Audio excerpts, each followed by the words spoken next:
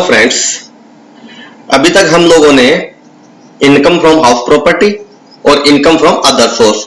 देखो, मैंने आपको बताया था कि आपका टैक्सेबल इनकम निकालने के लिए आपको 5 हेड का इनकम का कैलकुलेशन करना पड़ता है, कंप्यूटेशन बनाना पड़ता है।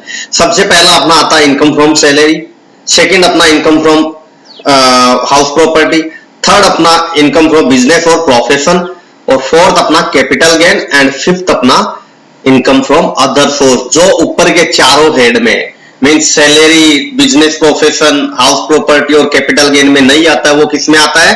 इनकम फ्रॉम अदर सोर्स में। तो इन 5 हेड में से मैंने आपको 2 हेड को कंप्लीट करवा दिया है। हम लोगों ने सीएमए इंटर के जो मॉड्यूल्स है, जो सीएमए इंस्टीट्यूट ने हमें प्रोवाइड किया है, उसके सारे इलस्ट्रेशन देख लिए हैं। इनकम फ्रॉम अदर सोर्स के भी देख लिए और इनकम फ्रॉम हाउस प्रॉपर्टी के भी देख लिए। अभी हम लोग नया चैप्टर स्टार्ट करेंगे जिसका नाम होगा कैपिटल गेन, जो कि बहुत इंपॉर्टेंट है और आपके फ्यूचर के लिए भी काफी इंपॉर्टेंट है। आपको जब भी आप प्रैक्टिस करोगे या कोई कंपनी में जॉब करते हो, तब भी आपको काफी इंपॉर्टेंस ये चैप्टर रखता है। तो आप इसको अच्छे से पढ़ोगे, मैं आपको जो जो बता रहा हूं उसको अच्छे से आप पूरा लर्न करोगे। एक बार मैंने बता दिया, दूसरी बार आप खुद अपनी बुक से रेडी करो इसको, और आपको किधर कंफ्यूजन हो तो वापस एक बार वीडियो सुन लो, थोड़ा फास्ट करके सुन लो, ठीक है। तो हम लोग स्टार्ट करेंगे। सबसे पहले तो इसमें किस टाइप का इनकम टैक्सेबल होता है। जैसे इनकम फ्रॉम अदर सोर्स में मैंने बोल दिया कि ऊपर के चारों हेड में से कोई किसी भी हेड में इनकम टैक्सेबल नहीं हो रही, तो वो किस में होगी? इनकम फ्रॉम अदर सोर्स में। लेकिन कैपिटल गेन, इसमें स्पेसिफिक कैपिटल असेट होना चाहिए, मींस कैपिटल असेट होना चाहिए। वो भले ही बिजनेस के काम आता हो या भले ही आपका बिजनेस में काम नहीं आता हो, दोनों भी चलेगी, लेकिन क्या होना चाहिए? कैपिटल असेट होना चाहिए। तो देखो, हम लोग इसको रीड करते हैं। एज पर सेक्शन 45(1) प्रॉफिट और gain arising on transfer of a capital asset, देखो देख दिया capital asset, shall be chargeable under the head of capital gain. कि कैपिटल असेट होगी, यदि उसको सेल आउट करके, उसको ट्रांसफर करके यदि आपको कोई प्रॉफिट और गेन आ रहा है, तो वो टैक्सेबल कौन से हेड में होगा? इनकम फ्रॉम कैपिटल गेन या कैपिटल गेन बोल सकते हो। फिर इसका कि टैक्स कैसे करेंगे, उसके लिए क्या क्या कंडीशन होना चाहिए। इस हेड में कैपिटल गेन टैक्सेबल हो, ऐसा कौन कौन सा कंडीशन होना चाहिए? तो सबसे पहला, there must be a capital asset. सबसे पहले वो कैपिटल असेट होनी चाहिए। अब कैपिटल असेट कौन कौन से को मानेंगे हम लोग, वो आगे हम लोग देख लेंगे कि कैपिटल असेट हम लोग किस किस को मानेंगे। Second, the asset transfer such capital asset. अभी देखो, पड़ी कैपिटल असेट, कोई कैपिटल असेट अपने पास में वो पड़ी है, हम लोगों ने ट्रांसफर नहीं किया, उसका कुछ नहीं किया, हम लोग केवल बिजनेस में उसको यूज कर रहे हैं, तो क्या उस पर कैपिटल गेन लगेगा? क्या नहीं लगेगा। उसको हम लोग सेल आउट करते या बार्टर कर रहे, वो हम लोग देखेंगे कि ट्रांसफर में क्या क्या कवर्ड होगा। यदि हम लोग ट्रांसफर कर रहे हैं कैपिटल असेट का, तब भी वो टैक्सेबल होगी, उससे इनकम राइज होगी। तो किसमें टैक्सेबल होने वाली है? कैपिटल गेन में। अब इसने बोला कि third point, there must be profit और गेन इंक्लूड नेगेटिव प्रॉफिट और गेन, मींस यदि लॉस हो जाएगा तो भी वो कौन से हेड में आएगा? इसी हेड में आपका आएगा। तो सबसे पहले आपके पास में कैपिटल असेट होना चाहिए, सेकंड आपका वो कैपिटल असेट ट्रांसफर होना चाहिए, थर्ड उस पे गेन होना चाहिए। गेन या लॉस जो भी है वो यदि गेन होगा तो भी इसी हेड में टैक्सेबल होगी, और लॉस होगा तो भी इसी हेड के अंदर कवर्ड होगी। अब बेसिस क्या है कि चार्ज का बेसिस क्या है? तो 8.1 में हम लोग रीड कर रहे हैं कि capital gain shall be taxable in the previous year in which that asset is transferred. अब देखो, असेट ट्रांसफर किया 4-5 साल पहले, तो क्या इस साल में हम लोग उसको टैक्सेबल करेंगे क्या? नहीं, वो प्रीवियस ईयर के अंदर ट्रांसफर होना चाहिए। तो सबसे पहला हम लोगों ने देखा कि इस हेड में कब इनकम आपकी आएगी। सबसे पहले तो आपका कैपिटल असेट होना चाहिए, सेकंड नंबर आपका ट्रांसफर होना चाहिए, थर्ड नंबर आपको उस पे गेन या लॉस होना चाहिए। और बेसिस ऑफ चार्जेस क्या है कि कैपिटल गेन है ना, वो टैक्सेबल कभी होगी जब प्रीवियस ईयर के अंदर हम लोग ट्रांसफर कर रहे हैं। लेकिन कुछ एक केसेस है जिसके अंदर आप ट्रांसफर तो 2-3 साल पहले किया होगा, आपने प्रीवियस ईयर के अंदर ट्रांसफर नहीं किया, लेकिन आपका टैक्सेबल कभी होगा प्रीवियस ईयर के अंदर, तो वो हम लोग देखेंगे। उसका छोटा सा एग्जांपल मैं आपको बता देता हूं। Compulsory acquisition by government means वो केस बेसिस पे होता है। जैसे कंपलसरी एक्विजिशन कर लिया था गवर्नमेंट ने 2009 के अंदर, लेकिन हमें कंपेंसेशन मिला नहीं था, कंपेंसेशन हमें प्रीवियस ईयर के अंदर मिला है, तो वो टैक्सेबल कभी होगा जिस साल में हमें कंपेंसेशन मिलेगा। मींस हमें ये केस रिसीव पे मतलब केस बेसिस पे हमें ये टैक्सेबल करना है। फिर कि कैपिटल असेट का मीनिंग क्या है। कैपिटल गेन के चैप्टर में कैपिटल असेट को कैसे डिफाइन किया हुआ है, उसका मीनिंग कैसे है। तो सबसे पहले अंडर सेक्शन 214 बोलती है any kind of property held by assessee, any kind of property held by an assessee whether or not in connection with the business or profession। मैंने पहले ही बोला था आपको कि भले ही वो बिजनेस और प्रोफेशन के काम आ रहा है या नहीं आ रहा है, लेकिन वो असेसी के पास में कोई कैपिटल असेट है और उसको यदि वो ट्रांसफर कर रहा है तो हम लोग बोलेंगे कि ये मींस कैपिटल गेन के अंदर कवर्ड होगा। तो कैपिटल असेट का मीनिंग क्या है कि कोई भी तरह का प्रॉपर्टी है जो असेसी के पास में है, भले ही वो बिजनेस के काम आ रहा है या नहीं आ रहा है, तो उसको कैपिटल असेट मानेंगे। Second, any securities held by a foreign institution investor which has invested in such security in accordance with the regulation made under the security means SEBI act के अंडर में यदि कोई सिक्योरिटी वगैरह फॉरेन इंस्टीट्यूशन इन्वेस्टर है, उसने कुछ security वगैरह लेके रखा है, तो उसको भी हम लोग क्या बोलेंगे, हम लोग कैपिटल असेट मानेंगे।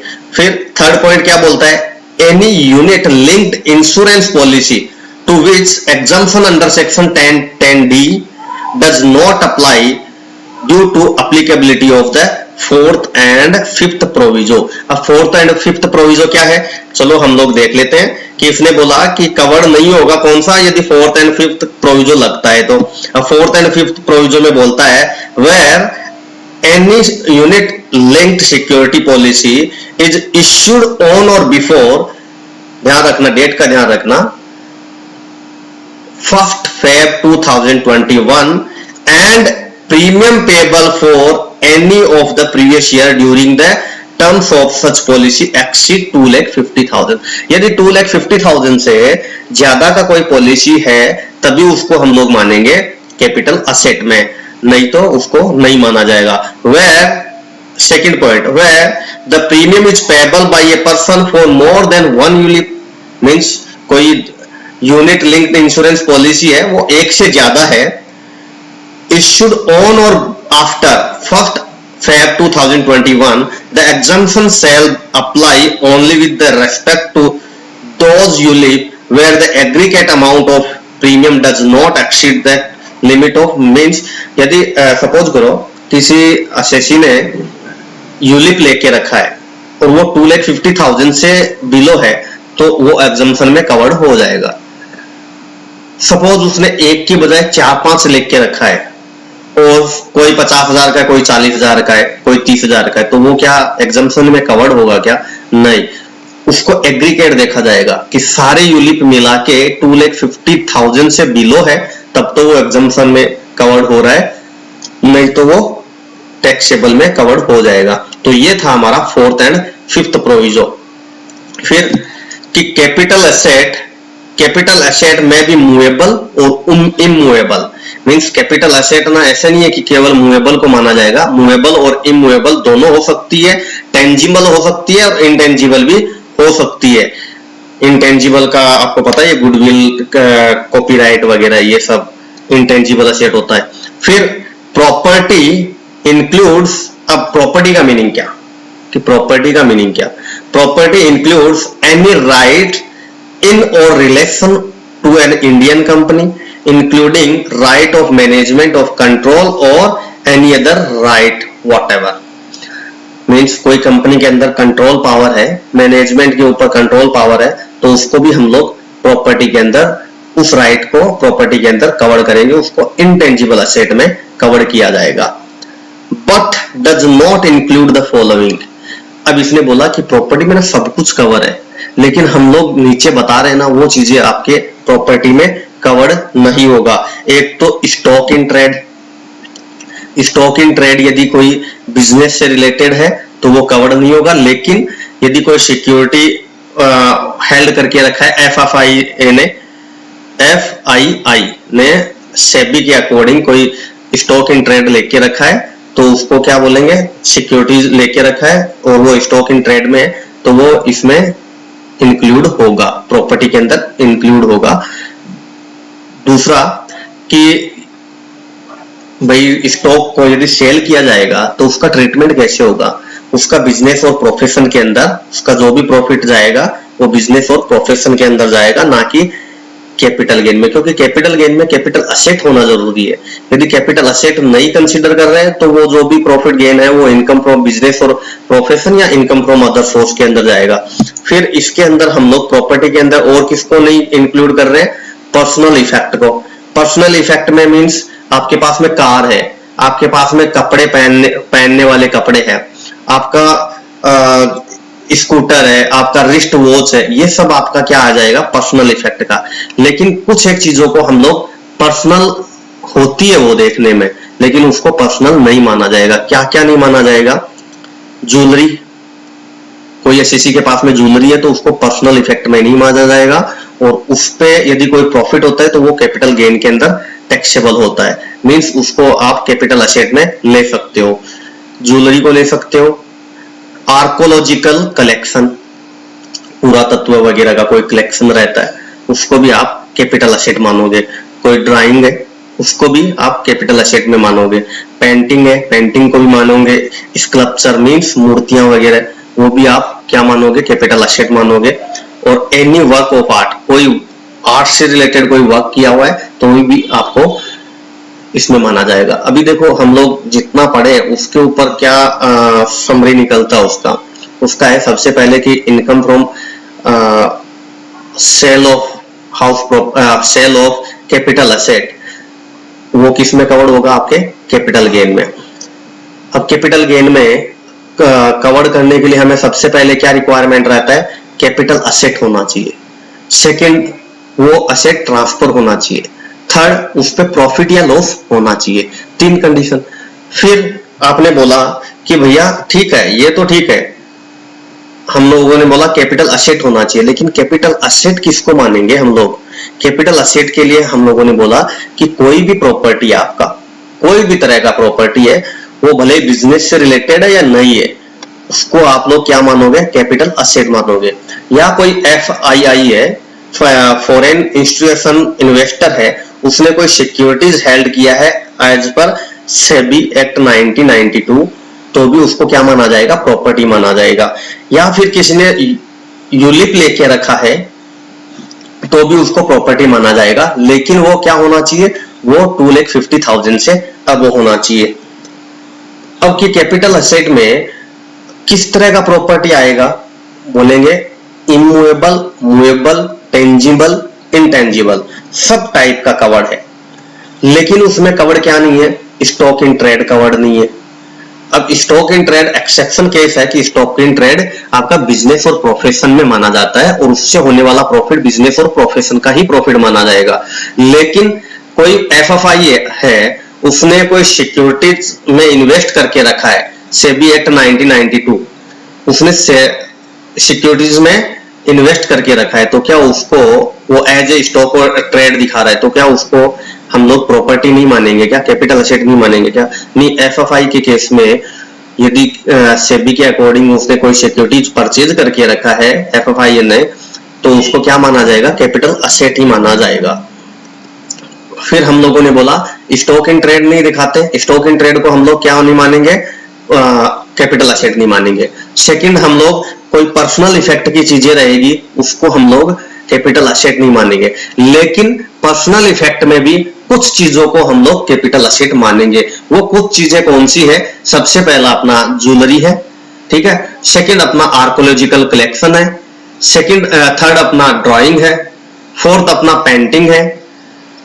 उसके बाद में एनी वर्क ऑफ आर्ट या आपका स्कल्पचर हो गया। तो ये चीजें होती है, उसको पर्सनल इफेक्ट नहीं मानते हुए उनको कैपिटल असेट माना जाएगा। उनको कैपिटल, ये एक्सेप्शन केस है। किसके एक्सेप्शन केस? पर्सनल इफेक्ट के एक्सेप्शन केस है। ठीक है। फिर ये और टैक्स पॉइंट क्या बोल के रखा है कि an immovable property and aforesaid asset held for personal use are not personal effect and hence there is capital asset। means अब सपोज करो कोई हाउस प्रॉपर्टी है, उसमें मेरा घर है और मैंने बेचा, मैं खुद ही रहता था, क्या उसको पर्सनल इफेक्ट का माना जाएगा क्या? नहीं, उसको पर्सनल इफेक्ट का नहीं माना जाएगा। और उस प्रॉपर्टी को सेल आउट करने से जो भी प्रॉफिट होगा वो कैपिटल असेट के अंदर कंसीडर करते हुए कैपिटल गेन हेड के अंदर उसको टैक्सेबल कर दिया जाएगा। अब के आपको थोड़ा सा ध्यान में रहे कि पर्सनल इफेक्ट की चीजें कौन कौन सी होती है, तो इसने थोड़ा सा एग्जांपल दे दिया कि भैया पर्सनल इफेक्ट के अंदर क्या क्या इंक्लूड है। वियर अपैरेल्स मींस अपन कपड़े पहनते, वो इसके अंदर कवर्ड है। कोई फर्नीचर है, घर के अंदर हम लोग फर्नीचर यूज करते हैं, घर के लिए कार वगैरह यूज करते हैं, साइकिल, स्कूटर, रिस्ट वॉच, ये सब चीजें क्या होता है? पर्सनल पर्पज का माना जाता है, तो इनको कैपिटल असेट के अंदर कवर्ड नहीं करेंगे। इंटेंजिबल असेट कभी भी पर्सनल पर्पज के लिए नहीं माना जाता है और उसपे जो भी उसपे सेल आउट होता है इंटेंजिबल असेट को, उसको कैपिटल हेड के अंदर टैक्सेबल किया जाता है। फिर कि ज्वेलरी के अंदर क्या क्या कवर्ड है, देखो ज्वेलरी के अंदर ना कोई ऑर्नामेंट्स से, कोई गोल्ड से बना हुआ कोई ऑर्नामेंट्स है, या सिल्वर से बना हुआ है, या प्लेटिनियम से बना हुआ है, या कोई प्रीशियस मेटल से बना हुआ है, या कोई ऐसा एलॉय है जो 2-3 मिलके और कॉस्टली होता है, उनको हम लोग क्या बोलेंगे? ज्वेलरी बोलेंगे। ठीक है। फिर ये दिया हुआ है कि ठीक है कोई इंटेंशियल वगैरह है, इन सब को हम लोग कवर नहीं करेंगे। अब तीसरा पहला हम लोगों ने देखा कि स्टॉक इन ट्रेड कवर नहीं करते, मतलब स्टॉक इन ट्रेड को हम लोग कैपिटल असेट नहीं मानते। सेकंड, हम लोग पर्सनल इफेक्ट को भी कैपिटल असेट नहीं माना जाता है। थर्ड, यदि कोई एग्रीकल्चर लैंड है रूरल एरिया में, तो भी हम लोग उसको कैपिटल असेट नहीं मानेंगे, और कैपिटल असेट नहीं होगा तो वो कैपिटल गेन हेड के अंदर टैक्सेबल भी नहीं होगा, क्योंकि सबसे पहला कंडीशन यही था कि कैपिटल असेट होना चाहिए, सेकंड वो ट्रांसफर होना चाहिए, थर्ड अपना उस पे लॉस या प्रॉफिट होना चाहिए। तो थर्ड पॉइंट हमारा है कि एग्रीकल्चर लैंड यदि कोई रूरल एरिया के अंदर है, ग्रामीण एरिया के अंदर है, तो हम लोग उसको क्या नहीं मानेंगे? कैपिटल असेट नहीं मानेंगे। अब एग्रीकल्चर लैंड में हम लोग क्या बोला हुआ है कि यदि कोई, कैसे डिफाइन करेंगे भैया कि इसको टैक्सेबल करना है या नहीं करना है? तो इसमें हम लोग देखेंगे कि कोई अपना म्युनिसिपैलिटी एरिया है, उससे यदि 10,000, उसका पॉपुलेशन 10,000 या मोर है, उसका 10,000 या मोर है, तो हम लोग बोलेंगे इसको कैपिटल असेट।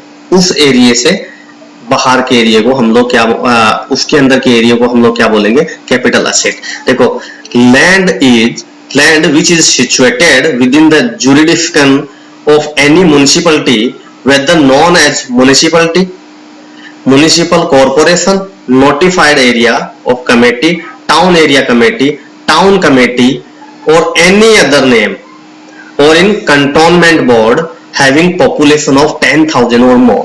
यदि 10,000 और 10,000 से ज्यादा का पॉपुलेशन है और उस एरिया के अंदर हमारा प्रॉपर्टी है, तो उसको हम लोग एग्रीकल्चर लैंड में कवर नहीं करेंगे।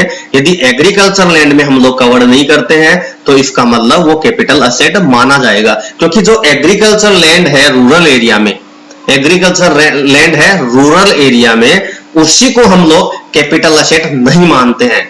लेकिन यदि कोई रूरल एरिया है, उधर म्युनिसिपल कॉर्पोरेशन वगैरह है और उसका जो पॉपुलेशन है वो 10,000 या 10,000 से ज्यादा है, उस एरिया में यदि कोई हमारा एग्रीकल्चर लैंड है, तो हम लोग उसको रूरल एरिया नहीं मानते हुए हम उसको क्या मानेंगे? एज ए अर्बन एरिया मानते हुए उसको कैपिटल असेट में कंसीडर करेंगे। अब सपोज करो कि ये तो हम लोगों ने देख लिया कि 10,000 से 10,000 या 10,000 से ज्यादा का पॉपुलेशन होगा तो हम लोग उसको कैपिटल असेट में कंसीडर करेंगे। अब सपोज करो म्युनिसिपल जो बोर्ड है या कंटोनमेंट जोन है जो भी है, उससे 2 किलोमीटर का एरिया है, मींस उसके एकदम से नजदीक नहीं है, उससे 2 किलोमीटर तक एरिया है, उसको क्या हम लोग agriculture land in rural area मानेंगे या उसको कैपिटल एसेट मान लिया जाएगा? तो इसमें बोला हुआ है कि यदि सपोज करो कि आपका कोई म्युनिसिपैलिटी बोर्ड है, उससे 2 किलोमीटर तक आपका कोई प्रॉपर्टी है और उस एरिया का पॉपुलेशन 10,000 से ज्यादा है। सबसे पहला कंडीशन कि वो 2 किलोमीटर तक एरिया है, मींस आपका प्रॉपर्टी सपोज करो आपका म्युनिसिपल बोर्ड ये है, ठीक है, ये यहां पे 2 किलोमीटर, ये 2 किलोमीटर हो गया, इतना एरिया 2 किलोमीटर, लेकिन यहां पे आपका प्रॉपर्टी है, तो क्या इसको हम लोग कैपिटल एसेट मानेंगे क्या? Agriculture land in rural area मानेंगे या अर्बन एरिया? इसके लिए हमें देखना पड़ेगा कि यहां का जो पॉपुलेशन है वो मोर देन 10,000 होना चाहिए, मोर देन 10,000, और कितना होना चाहिए? 1 लाख तक। अब आप 1 लाख का भी ध्यान नहीं रखोगे तो चलेगा, लेकिन मोर देन 10,000 होना चाहिए। यदि 2 किलोमीटर तक आपका प्रॉपर्टी पड़ता है उस म्युनिसिपैलिटी एरिया से, तो आपको क्या करना पड़ेगा? आपको ये देखना पड़ेगा कि 10,000 से प्लस में आपका पॉपुलेशन है क्या। और सपोज करो वो एरिया 2 किलोमीटर में कवर्ड नहीं है, लेकिन यहाँ पे देखो, सपोज यहाँ पे आता है 6 किलोमीटर और आपका प्रॉपर्टी यहाँ पे, मींस जो म्युनिसिपैलिटी बोर्ड है उससे 4 किलोमीटर दूर के एरिया में आपका प्रॉपर्टी है। तो फिर हम लोग कैसे कंसीडर करेंगे कि वो एग्रीकल्चर लैंड अर्बन एरिया में माने या रूरल एरिया में माने? क्योंकि रूरल एरिया में यदि एग्रीकल्चर लैंड मानेंगे तो वो कैपिटल एसेट नहीं माना जाएगा, और यदि कैपिटल एसेट नहीं मानते हैं तो वो टैक्सेबल भी नहीं होगा, कैपिटल गेन के हेड में टैक्सेबल भी नहीं होगा। तो इसको मानने के लिए हमें देखना पड़ेगा कि अप टू 6 किलोमीटर के एरिया में पड़ता है यदि आपका प्रॉपर्टी, तो आपको 1 लाख से ज्यादा का पॉपुलेशन होना चाहिए। मींस आपका फर्स्ट हम लोगों ने देखा कि हमारा प्रॉपर्टी कहां पे यार म्युनिसिपैलिटी एरिया है, उससे 2 किलोमीटर दूर तक के एरिया में है क्या? तो बोला नहीं यार 2 किलोमीटर से ज्यादा होता है। तो कितना किलोमीटर होता है? 4 किलोमीटर। और यार 2 किलोमीटर तक होता तो यदि 10,000 से भी ज्यादा पॉपुलेशन होता तो हम लोग मान लेते कि वो नॉन रूरल एरिया है, मींस अर्बन एरिया है। तो अब 2 किलोमीटर से ज्यादा है तो कैसे माने? यदि आपका पॉपुलेशन 1 लाख से ज्यादा है तो आप मान सकते हो कि वो नॉन रूरल एरिया है, और नॉन रूरल एरिया होगा तो वो प्रॉपर्टी कैपिटल एसेट में कवर्ड होगा। अब 6 किलोमीटर से ज्यादा के एरिया में, सपोज यहाँ पे ना उसका प्रॉपर्टी 7 किलोमीटर के एरिया में है, यहाँ पे 8 किलोमीटर, यहाँ पे उसका प्रॉपर्टी है, मीन 7 किलोमीटर हो गया। अब कैसे माना जाएगा? अब ये देखना पड़ेगा कि उसका पॉपुलेशन 10,000 से ज्यादा का होना चाहिए, 10 लाख से ज्यादा का होना चाहिए। तब देखो क्या लिखा हुआ है इसमें, हम लोग पढ़ लेते एक बार। In any area within the distance measured aerially, population of the municipality or cantonment zone, area within the aerial distance from the local limit of the such municipality cantonment board is non-rural area. Means 2 kilometre तक यदि कोई area है municipality board से और उसका population 10,000 से ज्यादा जा रहा है, तो आप लोग बोलोगे वो non rural area means urban area में कवर हो जाएगा। और सपोज करो उसका प्रॉपर्टी 6 किलोमीटर के दायरे में आता है। अब आप बोलोगे 2 किलोमीटर भी तो 6 के अंडर में आ गया। नहीं, 2 किलोमीटर से तो दूर है, लेकिन 6 किलोमीटर के एरिया तक है, तो आपको देखना पड़ेगा कि उधर का पॉपुलेशन 1 लाख से ज्यादा होना चाहिए, तब आप बोलोगे वो अर्बन एरिया कवर्ड होगा। और सपोज वो 6 किलोमीटर के दायरे में नहीं है और वो 8 किलोमीटर के दायरे में आता है, तो आपको क्या पॉपुलेशन देखना पड़ेगा? 10 लाख का पॉपुलेशन देखना पड़ेगा। अब पॉपुलेशन कौन सा देखोगे? जस्ट प्रीवियस ईयर के पहले का जो भी किया हुआ है, जो भी आपका पॉपुलेशन का काउंटिंग किया हुआ है, the population according the last preceding census of the which the relevant figure have been published before the date of the previous year shall be considered. जो काउंटिंग किया हुआ है वही तो माना जाएगा। If such land is not agriculture land, it will be treated as a capital asset irrespective of location। Means यदि agriculture land नहीं होगा तो वो भले ही रूरल एरिया में है, भले ही अर्बन एरिया में, वो कैपिटल असेट माना जाएगा। लेकिन एग्रीकल्चर लैंड होता तो ये देखना पड़ता भैया रूरल एरिया के अंदर यदि आपका एग्रीकल्चर लैंड है तो उसको कैपिटल असेट नहीं मानते हुए उसको कैपिटल गेन के हेड में टैक्सेबल नहीं किया जाता है। ठीक है, तो फिर third, if agricultural land is located outside India, it will be treated as a capital asset। अभी ये तो सीधा ही है ना यार, आप बोल रहे हो केवल रूरल एरिया के लिए हम लोग आपको एग्जाम्पशन दे रहे हैं कि यदि रूरल एरिया में आपका प्रॉपर्टी रहता तो हम मीन्स एग्रीकल्चर लैंड रहता तो हम लोग उसको कैपिटल असेट नहीं मानते, और कैपिटल असेट नहीं मानते तो उस पर कैपिटल गेन अराइज का क्वेश्चन नहीं होता, मीन्स कैपिटल गेन का हेड में टैक्सेबल ही नहीं होता वो। लेकिन यहाँ आपका आउट ऑफ इंडिया यदि कोई प्रॉपर्टी है तो उसको आप क्या मानोगे, उसको मानोगे आप कैपिटल असेट। फिर देखो ऐसे थोड़ा सा अच्छे से बताया हुआ है कि यदि आपका 10,000 तक पॉपुलेशन होता तो उसको हम लोग, यदि एग्रीकल्चर लैंड रहता तो कैपिटल असेट में कवर नहीं होता। और सपोज करो आपका जो लोकल लिमिट है म्युनिसिपैलिटी बोर्ड से वो 2 किलोमीटर के अंडर में होता और आपका 10,000 से ज्यादा का पॉपुलेशन होता तो उसको हम लोग कैपिटल असेट मान लेते। थर्ड इसमें दिया कि यदि सपोज करो 2 किलोमीटर के एरिया में कवर्ड नहीं होता है और आपका प्रॉपर्टी 6 किलोमीटर के एरिया में कवर्ड होता है तो आपको देखना पड़ता कि 1 लाख से ज्यादा का कोई पॉपुलेशन है उस एरिया में तो आपका एग्रीकल्चर लैंड कैपिटल असेट माना जाता। थर्ड आपने देखा कि 8 किलोमीटर में भी कवर्ड, 6 किलोमीटर में कवर्ड नहीं हो रहा है, लेकिन 8 किलोमीटर के अंदर हमारा प्रॉपर्टी कवर्ड हो रहा है तो हमें देखना पड़ता 10 लाख से ज्यादा का पॉपुलेशन होता तब वो जाके एग्रीकल्चर लैंड कैपिटल असेट माना जाता। अब कि कौन सी चीज को, 3 चीजें हम लोगों ने देख लिया।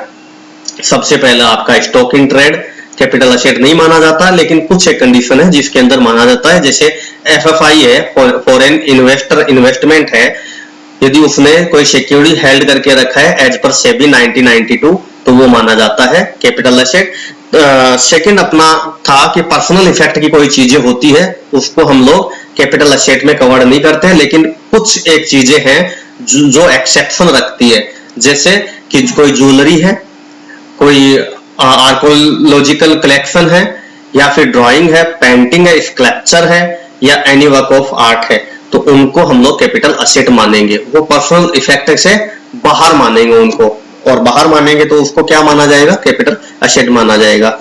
थर्ड हम लोगों ने देखा एग्रीकल्चर लैंड होता है यदि रूरल एरिया में तो हम लोग उसको कैपिटल असेट नहीं मानेंगे। और रूरल एरिया का डेफिनेशन क्या दिया हुआ है कि कब वो रूरल एरिया नहीं माना जाएगा, यदि कोई म्युनिसिपैलिटी बोर्ड है या कंटोनमेंट जोन है उसके पास में कोई प्रॉपर्टी है और उस एरिया का पॉपुलेशन 10,000 है तो क्या माना जाएगा, उसको अर्बन एरिया माना जाएगा। सपोज वो प्रॉपर्टी 2 किलोमीटर के अंडर में पड़ती है और 10,000 से ज्यादा का पॉपुलेशन है तो क्या माना जाएगा, अर्बन एरिया माना जाएगा। नॉन रूरल एरिया माना जाएगा तो वो एज ए अर्बन में कवर हो जाएगा और कैपिटल असेट में कवर होता है। और सपोज करो उसका प्रॉपर्टी 2 किलोमीटर के अंदर भी नहीं है, उसका प्रॉपर्टी 6 किलोमीटर के अंडर में पड़ता है तो हमें देखना पड़ेगा वो पॉपुलेशन आपका 1 लाख से ज्यादा होना चाहिए। सपोज उसका प्रॉपर्टी 6 किलोमीटर में भी कवर्ड नहीं होता, उसका प्रॉपर्टी 8 किलोमीटर में कवर्ड होता है तो ये देखना पड़ेगा कि 10 लाख से ज्यादा का पॉपुलेशन होना चाहिए। अब 4th नंबर का कि कोई गोल्ड बॉन्ड है, और गोल्ड बॉन्ड भी कौन सा, जिसने सेंट्रल गवर्नमेंट ने इश्यूड किया है। कौन कौन सा, 6.5 gold bond 1977, 7% gold bond 1980, national defence gold bond 1980। अब गोल्ड बॉन्ड है, आपको केवल थोड़ा सा ध्यान रखना है कि 6.5%, 7% और कोई नेशनल डिफेंस बॉन्ड हो तो आपको उसको कैपिटल असेट नहीं मानते हुए कैपिटल हेड के अंदर वो टैक्सेबल नहीं होगा। ये 5th नंबर का कि स्पेशल बियरर बॉन्ड है कोई जो कि सेंट्रल गवर्नमेंट ने इश्यूड किया है, जरूरी नहीं कि फर्स्ट ओनर असेसी हो, मींस जो स्टार्टिंग में जो सब्सक्राइब किया है वो असेसी होना कोई कंपलसरी नहीं होगा। यदि असेसी के पास में स्पेशल बियरर बॉन्ड है तो उसको कैपिटल असेट नहीं मानते हुए कैपिटल गेन के अंदर टैक्सेबल नहीं करेंगे। 6 नंबर का है gold deposit bond. Gold deposit bond कभी इश्यू किया हुआ था? 1999 में। फिर दूसरा डिपॉजिट सर्टिफिकेट इश्यूड किया था जो कि मोनेटाइजेशन के टाइम पे किया हुआ था, स्कीम था 2015, उसमें यदि कोई किया हुआ है तो उसको भी हम लोग कैपिटल असेट नहीं मानेंगे।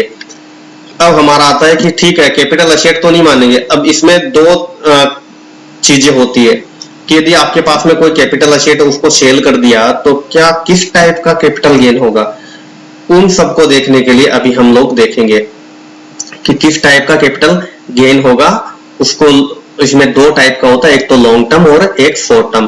कौन से को लॉन्ग टर्म मानेंगे और कौन से को शॉर्ट टर्म मानेंगे?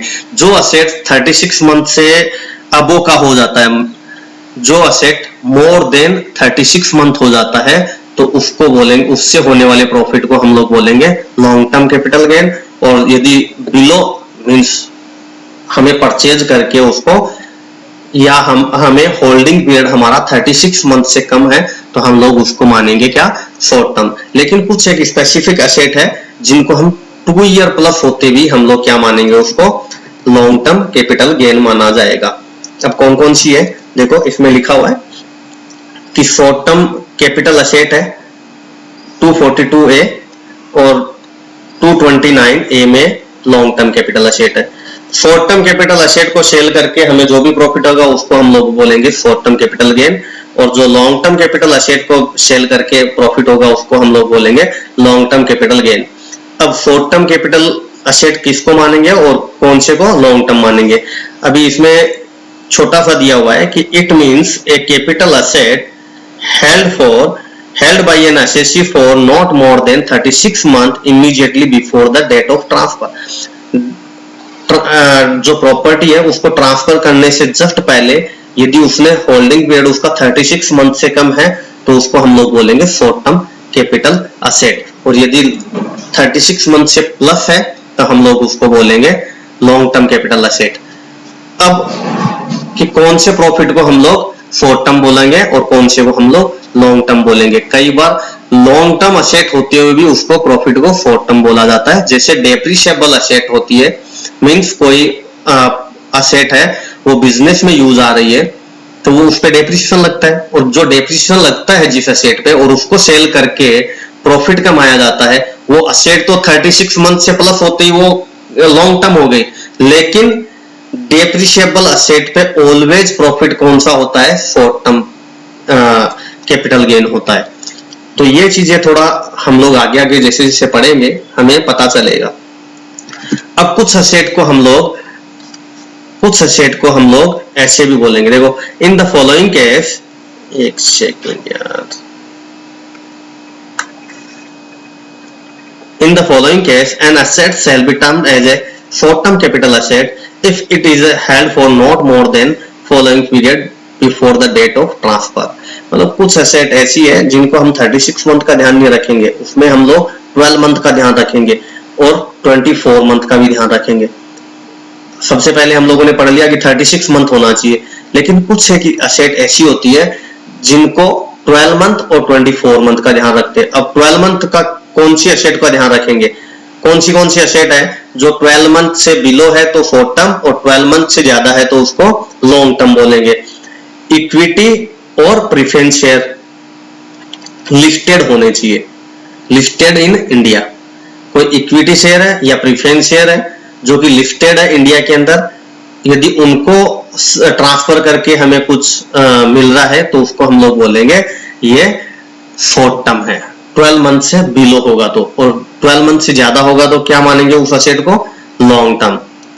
Any securities, debenture, government securities etc listed in India, यदि कोई डिवेंचर वगैरह है या कोई गवर्नमेंट सिक्योरिटीज है वो भी यदि 12 मंथ से बिलो है और लिस्टेड इन इंडिया है तो हम लोग उसको बोलेंगे शॉर्ट टर्म। यदि 12 मंथ से ज्यादा हो गया तो उसको क्या बोलेंगे? Long term asset. A unit of an equity oriented fund whether quoted और नॉट। अभी देखो कोई इक्विटी ओरिएंटेड फंड है, उसको ट्रांसफर यदि 12 मंथ से ज्यादा का टाइम हो गया, मींस जिस दिन ट्रांसफर किया उस दिन से जस्ट बिफोर 12 मंथ पहले हम लोगों ने परचेज किया, तो हम लोग क्या बोलेंगे उसको लॉन्ग टर्म और शॉर्ट टर्म में डिफाइन करेंगे। अब आप बोलोगे कि इक्विटी ओरिएंटेड फंड किसको बोलेंगे। सपोज हम लोगों ने कोई म्यूचुअल फंड है, उसके अंदर हम लोगों ने उसका यूनिट परचेज किया और वो म्यूचुअल फंड किसी दूसरे फंड के अंदर, किसी दूसरे म्यूचुअल फंड के अंदर इन्वेस्ट करता है, तो हमें ये देखना पड़ेगा कि जिस म्यूचुअल फंड में हम लोगों ने इन्वेस्ट किया उस म्यूचुअल फंड ने दूसरे म्यूचुअल फंड का 90% शेयर लेके रखा है, उसने दूसरे म्यूचुअल फंड का 90% शेयर लेके रखा है, और जो दूसरा वाला म्यूचुअल फंड है उसने 90% सिक्योरिटीज परचेज किया है इक्विटी में, तो उसको हम लोग बोलेंगे इक्विटी ओरिएंटेड फंड। सेकंड, यदि हम लोग डायरेक्ट किसी कंपनी में इन्वेस्ट करते हैं तो ये हमारे पास में 65% क्या होना चाहिए इक्विटी, तब हम लोग बोलेंगे उसको equity oriented fund. Fourth number का है कि जीरो कूपन बॉन्ड, यदि हमारे पास में 12 मंथ से ज्यादा हो गया जीरो कूपन बॉन्ड को, तो भी हम लोग उसको क्या बोलेंगे लॉन्ग टर्म एसेट। और कोई यूटीआई का यूनिट है, वो कोटेड है नहीं है कोई मतलब नहीं, उसको भी हम लोग यदि 12 मंथ से ज्यादा हो गया तो लॉन्ग टर्म कैपिटल एसेट बोलेंगे। लेकिन कुछ एक एसेट ऐसी होती है जिनको हम लोग 24 मंथ का देखते हैं, तो 12 मंथ वाला तो कौन कौन सा हो गया, इक्विटी शेयर और प्रीफरेंस शेयर यदि इंडिया के अंदर लिस्टेड है तो। सेकंड, कोई गवर्नमेंट सिक्योरिटीज है और डिवेंचर है और जो कि इंडिया के अंदर लिस्टेड है, तो इंडिया के अंदर लिस्टेड कौन कौन सा, preference share, equity share, debenture, कोई गवर्नमेंट सिक्योरिटीज। ये चारों चीजें यदि इंडिया के अंदर लिस्टेड है तो हम लोग 12 मंथ से ज्यादा होते ही हम लोग इसको क्या मानेंगे लॉन्ग टर्म कैपिटल एसेट मानेंगे। 36 मंथ और 24 मंथ नहीं देखेंगे, इसमें केवल 12 मंथ का देखना है। सेकंड, यदि कोई इक्विटी ओरिएंटेड फंड है जो कि कोटेड है या नहीं है कोई मतलब नहीं, कोटेड है या नहीं है कोई मतलब नहीं, लेकिन इक्विटी ओरिएंटेड फंड है तो उसका भी हम लोग क्या कौन सा पीरियड देखेंगे 12 मंथ का पीरियड देखेंगे। यदि 12 मंथ से ज्यादा का होल्डिंग पीरियड है तो हम लोग उसको लॉन्ग टर्म कैपिटल एसेट मानेंगे, और 12 मंथ से कम है तो उसको शॉर्ट टर्म कैपिटल एसेट मानेंगे। जीरो कूपन बॉन्ड है, यदि जीरो कूपन बॉन्ड कोटेड है और नॉट कोटेड है कोई मतलब नहीं, कोटेड और नॉट कोटेड का कोई ध्यान नहीं रखना है हमें, केवल ये देखना है कि उसको 12 मंथ से ज्यादा हो गया क्या। 12 मंथ से ज्यादा यदि होल्डिंग पीरियड है तो वो कौन सा हो जाएगा हमारा लॉन्ग टर्म कैपिटल एसेट हो जाएगा। और यूटीआई का यूनिट है वो भी कोटेड है ना। अब दो चीजें हमारे सामने, 2-3 चीजें हैं जो कोटेड और अनकोटेड का ध्यान नहीं रखना है, मींस लिस्टेड अनलिस्टेड का कोई ध्यान नहीं रखना है। कौन कौन सा, यदि कोई इक्विटी ओरिएंटेड फंड है, सेकंड कोई यूटीआई का यूनिट्स है, थर्ड अपना जीरो कूपन बॉन्ड है। ये तीनों चीजें यदि कोटेड है या नहीं है लेकिन 12 मंथ से ज्यादा हो गया तो इसको क्या देखना है, ये हो जाएगा हमारा लॉन्ग टर्म कैपिटल एसेट। कौन कौन सी 4 चीजें हैं जिनका हमें देखना है कि ये लिस्टेड होना चाहिए इंडिया के अंदर, तब हमारा 12 मंथ से ज्यादा होगा तो long term capital, equity share, preference share, debenture या फिर कोई गवर्नमेंट सिक्योरिटी, ये चारों लिस्टेड होनी चाहिए इंडिया के अंदर और 12 मंथ से ज्यादा होना चाहिए, तब जाके ये क्या बनेगा लॉन्ग टर्म कैपिटल एसेट। अब 24 मंथ का किसमें देखते हैं। अब वो तो हम लोगों ने फर्स्ट बात किया कि लिस्टेड होता और 12 मंथ से ज्यादा होता तो हम लोग उसको कैपिटल एसेट मान लेते।